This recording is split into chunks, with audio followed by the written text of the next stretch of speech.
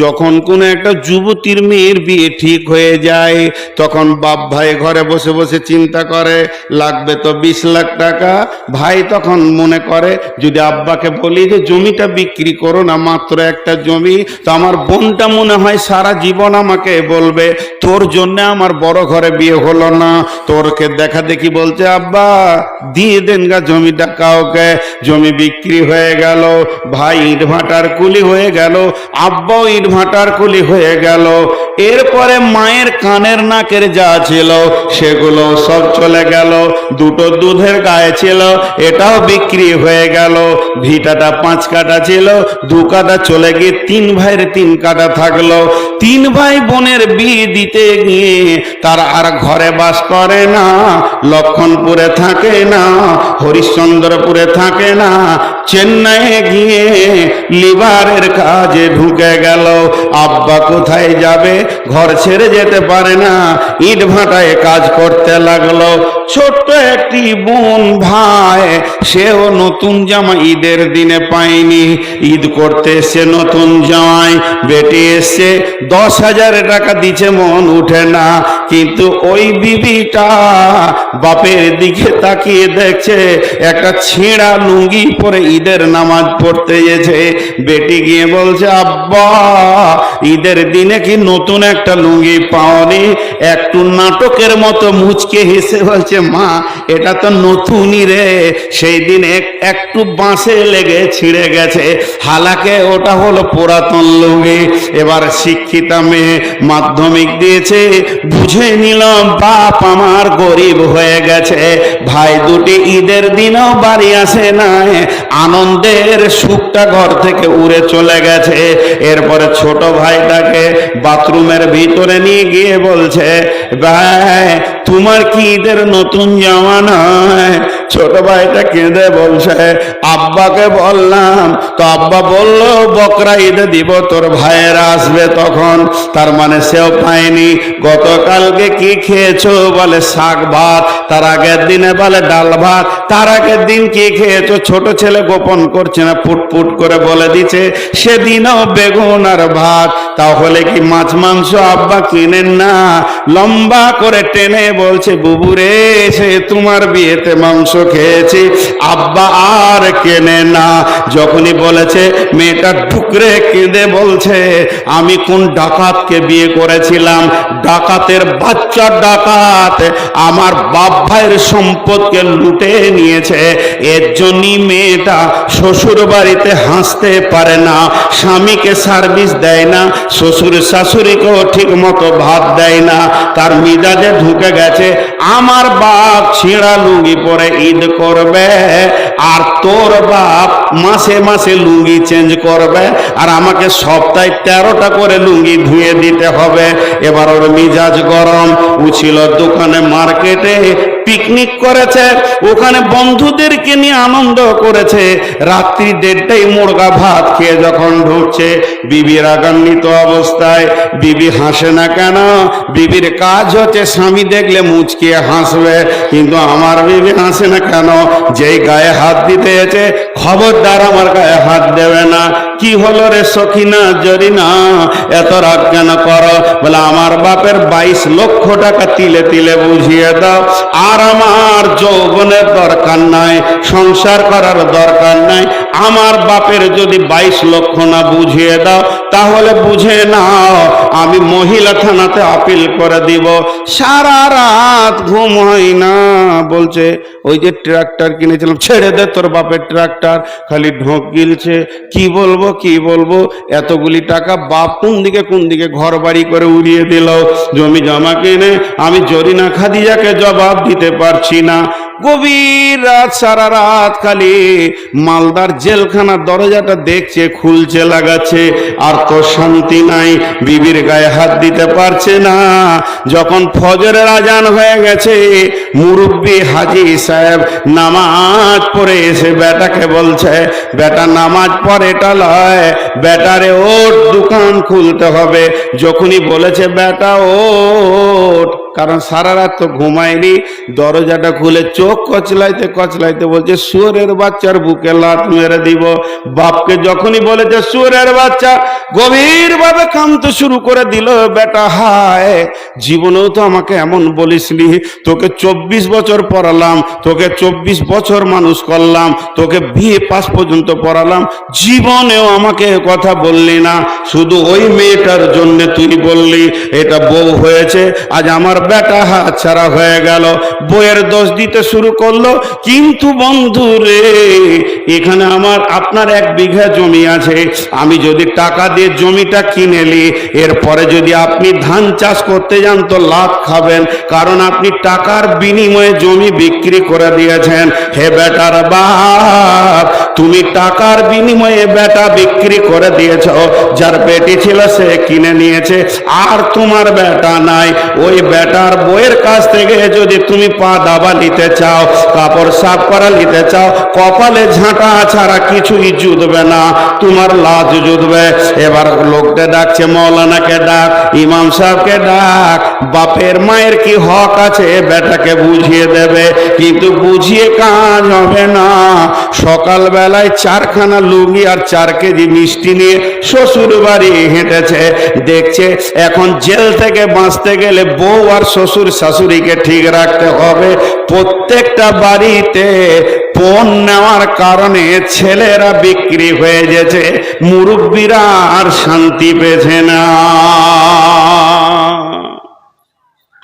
একবার বলবেন না ঠিক বললাম না ভুল?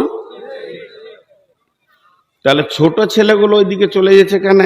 বাচ্চাগুলো জি, বিছানাগুলো কার? যতগুলো বিছানায় বাচ্চা তৈরি হচ্ছে, বিছানাগুলো মায়ের না বাপের? জোরে বলেন। কে বললে বাপের? ও গরুকে হুঁশি নাই যে একটা বিছানা তৈরি করি আমার বংশের ছেলে আমার বিছানায় হবে। পরের বংশের বিছানা নিয়ে এসে ও ছেলে বানাচ্ছে। আর আল্লাহ রসুল ফাইসালা দিয়ে দিয়েছেন, আল ওয়ালাদ লিল ফেরাসে, বিছানা যার সন্তান তার। যাদের বংশের বিছানায় ছেলে হবে, ছেলের টান সেই বংশ দিকে যাবে। কি খাটের দরকার আছে? মাটিতে শুধু বাপের ভিটাতে। কিন্তু বুঝে না। মেয়েরা একটা কথা ঘুরিয়ে ঘুরিয়ে বলে না বারবার? আরে বলে না? মেয়েরা একটা কথাকে বারবার ঘুরিয়ে ঘুরিয়ে বলে কি বলে না? এই ভাই আমাকে 2টো রসগোল্লা খাইয়েছেন, বুঝছেন? দিয়ে রাস্তায় সেক্রেটারিকে বলছে, সেক্রেটারি সাহেব এটা আমাদের প্রধান বক্তা, 2টো রসগোল্লা খাওয়াইলাম। প্রথমবার কিছু মনে করলাম না।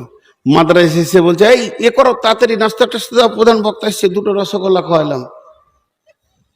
আমি মনে মনে ভাবছি, খেয়েই কি ভুল করলাম না কি রে বাবা? হরিশ্চন্দ্রপুরে খাইছে। খানিক পরে সভাপতিকে বলছে, জি মৌলানা সাহেব ট্রেনে নামলো, আমি গাড়ি করে নিয়ে এসেছি, 2টো রসগোল্লা খাইয়েছি। আচ্ছা বলেন এবার রুচ লাগবে? আরে বলেন রুচ লাগবে? বমি করতে মন যাবে, মনে হবে থালা লিয়াই বমি করে দিছি, তোর রসগোল্লার পেটে রাখবো না। তো মেয়েরা একটা কথা ঘন ঘন বলে, খাটে আপনি বসতে যান তো আমার বোনকে দেখে আমার স্ত্রী বলবে যে, বুবু শোনো এই খাটটা আব্বা দিয়েছে। 3 দিন পর আমার ছোট ভাইকে বলে, যে তোমার তা হয় খাট দিয়ে বাড়ি, যে আব্বা দিয়েছে। শুতে যাবো তো আমাকে বলবে আব্বা দিয়েছে খাটটা। আচ্ছা এর পরেও যদি ওই খাটে শুতেতে, এর কত বড় বেহায়া, আর চামড়া কত মোটা, লজ্জা আছে ও বেটা ছেলে হয়? সালা আমি যদি হতাম তো একটা টোটো ভাড়া করে খাটকে গুটিয়ে দিয়ে বলতাম, যা দিয়ে আজকে তুই নিচে সুদ ছেলে পিলে হয় কিনা দেখছি, খাটেই শুতে হবে। আজীব ব্যাপার। এরা শেষ হয়ে গেছে, এরা শেষ হয়ে গেছে। শোনেন, মেলাতে যদি হইচই হয়, একজনে ইফেক্ট নেবেন না, বলেন ইনশাআল্লাহ। ওখানে যদি কেউ কাউকে ধরেও পড়ে থাকে তো যেন না, কারণ ওই ধারে শয়তান কাজ চালাচ্ছে। এবার চলে আসেন, আল্লাহ তাবারাক ওয়া তাআলা বললেন, পুরুষের দল তোমরা নিজের পয়সা খরচা করে দেখো, বিবি ফ্যামিলিকে শান্তি দেবে। এরপর আল্লাহ ছেলেদেরকে বাদ দিয়ে মেয়েদেরকে বলছে, ওরে আমার বেটির দল, ও আমার মেয়ের দল, ওরে আমার কলিজার টুকরা মা বেটি, এবার কান করে শোনো। এতক্ষণ বেটা ছেলেদেরকে বললো মাল তোরা খরচা কর, এবার বেটিদেরকে আল্লাহ বলছেন যে ফাসসালিহাতুন কানিতাতুন হাফিজাতুল লিল গায়বি বিমা হাফিজাল্লাহ। ওরে আমার মা, ওরে আমার বোন, যে মেয়েটার কাছে তিনখানা গুণ আছে, যে মেয়েটার ভিতরে তিনটে গুণ আছে, আমার যে বেটির ভিতরে তিনটে গুণ আছে, আমার রব বলছে ওকে যে ঘরের বউ বানাবেন ওই ঘরটা শান্তিতে থাকবে, ওর বাপ ভাই শান্তিতে থাকবে, পাড়া প্রতিবেশী শান্তিতে থাকবে, ওই মেয়েটি আস্তে আস্তে ধীরে ধীরে জান্নাতে চলে যাবে।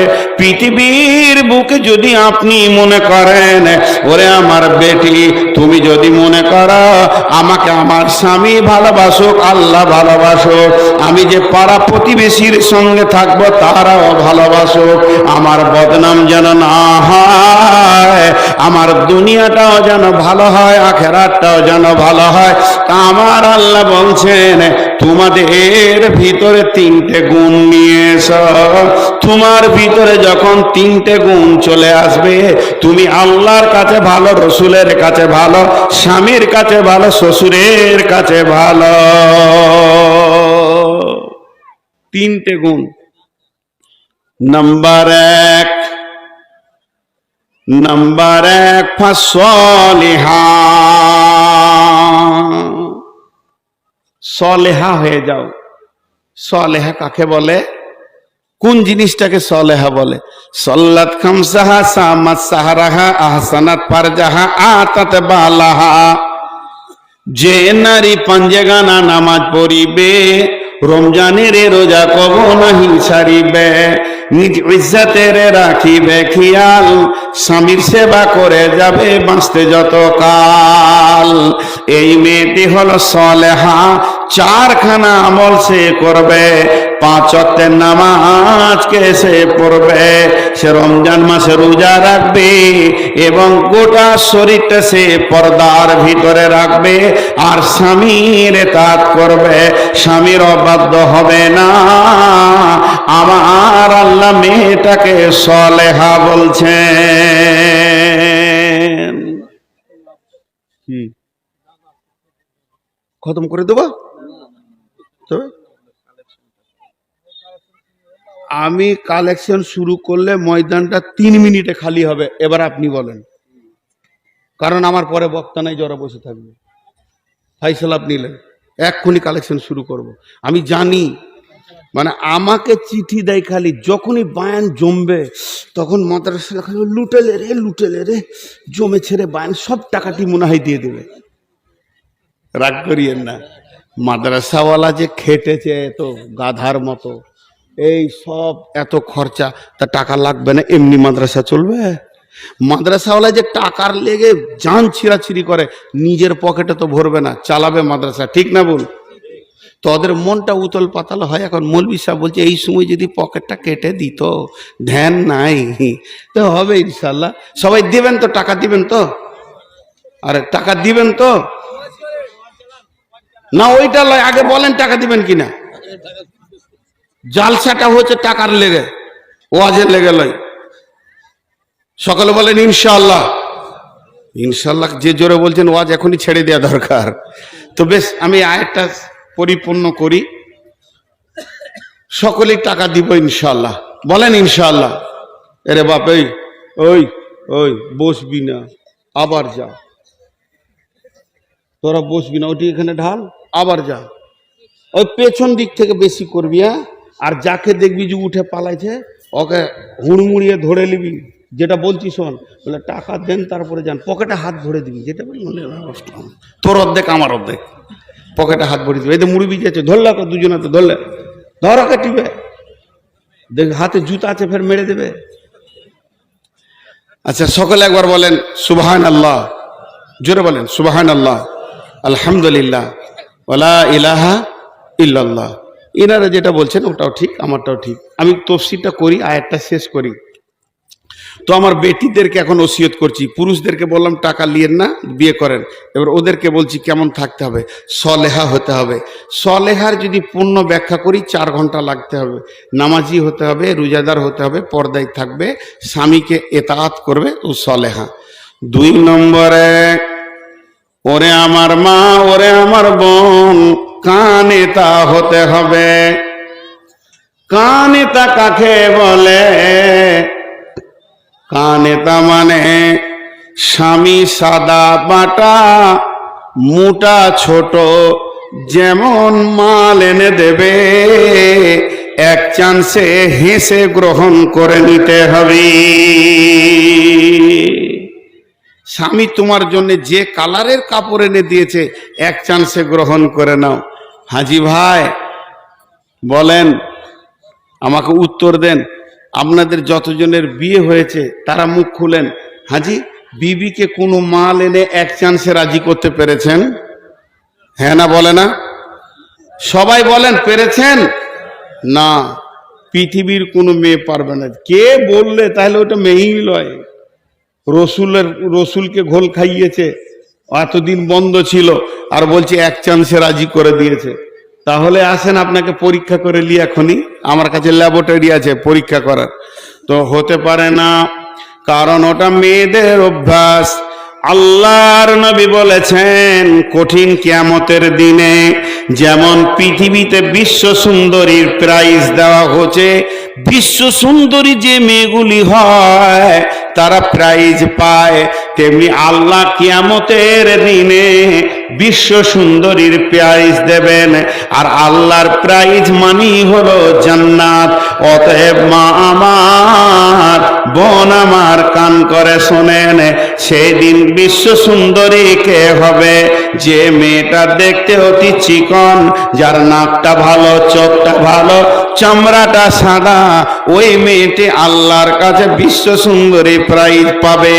আর যে মেয়েটা হলো কালো, দেখতে ভালো নয়, ওই মেয়েটি প্রাইজ পাবে না। এটা হতেই পারে না, না না না, এটা হবে না। তাহলে বিশ্ব সুন্দরী প্রাইজ কোন মেয়েটা পাবে?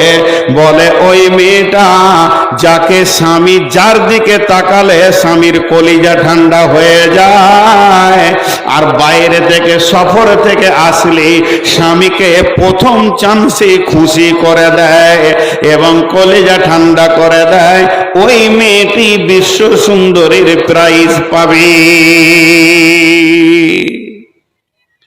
মেয়েরা এটা পারে না। আমি আমার বিবিকে বলছি, রাত জেগে জেগে জালসা করি, তো যখন ঘর ঢুকবো তো কিছু বলিও না, 1-2 ঘন্টা থাকবো, ঠান্ডা হব, তোমার যা অভাব অভিযোগ আছে বলিও। তো বলবে আমি খেপি নাকি, তুমি কোথা থেকে কষ্ট করে আসবার বলে দিব। কিন্তু ওটা বললে যখন, তো মনে হচ্ছে যে আর বলবে না। রাত 1:30টায় ঘর ঢুকেছি, হুট করে বলছে তোমার হুঁশ আছে, ঘরে টাকা পয়সা নাকি কষ্ট করে চলছি, মেরে দিল। এটা হতেই পারে না। মেয়েরা এক চান্সে যত দামি মাল নিয়ে যাবেন, খালি এমনি করে দেখবে, কাপড়টাকে দেখতে দেখতে দেখতে দেখতে দেখো তো কেমন মাল আনছে, রংটাও ভালো লাগে। খায়রুলের বাপকে দেখো তো কত ভালো মাল আনছে। আরে সালা জান জ্বলে গেল। হ্যাঁ, তোকে এত দামি মাল দিও তোর দিল বেশি না। আল্লাহ রসুল, আল্লাহ বলছে তুই কানেতা হয়ে যা, স্বামী যেমন দিবে, তোকে যেমন করে সাজাবে, ওর চোখে যেমন ভালো লাগবে, তুই ফার্স্ট চান্সে হেসে কথা বল। কিন্তু মেয়েরা পারে না। জি ভাই, এ দুঃখ রাখবো কোথা? এ দুঃখ রাখার জায়গা নাই। মেয়েরা পৃথিবীর সব একই। এক বুড়ি থালা মাছতে গিয়ে নদীতে পড়ে চলে যেতে, লাশ হয়ে ভেসে। তো বুড়া তখন বলছে, ওর পুতা বলছে, এই দাদু, পেপার পড়ে লাভ নাই, বাইরের খবর বাদ দাও, তোমার বুড়ি বিছানা খালি হয়ে গেল। তখন বলছে মোড়ে পড়ে গেছে নাকি তোর দাদি? বলে হ্যাঁ। বলে চলো লাশটা নিয়ে আসি, জানাজা পড়বো। একসাথে তো 80 বছর থাকলাম, তো জানাজা তো পড়তে হবে। তো উজানে লাশ খুঁজতে যেতে, লাশ উজানে থাকবে না ভাটিতে থাকবে? ভাটিতে। তো উজানে খুঁজতে, তো ওর পোতা বলছে দাদু, বুড়ির প্রেমে কি মাথা গোলমাল হয়ে গেল, উজানে লাশ যায়। বলছে এই বুড়িটা তোর না আমার? তখনই তো কাবু বলছে হ্যাঁ ওটা আপনার। বলো ওকে আমি বিয়ে করেছি 80 বছর, জীবনে সিধা পাইনি, ওর মোড়েও উজান যাবে, ওর লাশ উজানেই পাবো। জি, 80 বছরে সিধা পাইনি। আজীব ব্যাপার, ভ্যানের মতো রিংটাল। আল্লাহ তাবারাক ওয়া তাআলা বলছেন তুমি কানেতা হয়ে যাও। তবে মা আমার, বোন আমার, বেটি আমার, সকলে নিয়ত করেন আমাকে একটা করে দেশি মুরগির ডিম দিবেন। আপনাদের হয়ে ওকালতি করে দিছি। আল্লাহর নবী কে বলছেন, যদি কোনো স্বামী বখিল হয়, ও এমন হার কিপটে মাল, দামি কাপড় কোনোদিন দেয় না, একটা ঈদ বকরিদে পরবে সেটাও দামি দিচ্ছে না, শীতে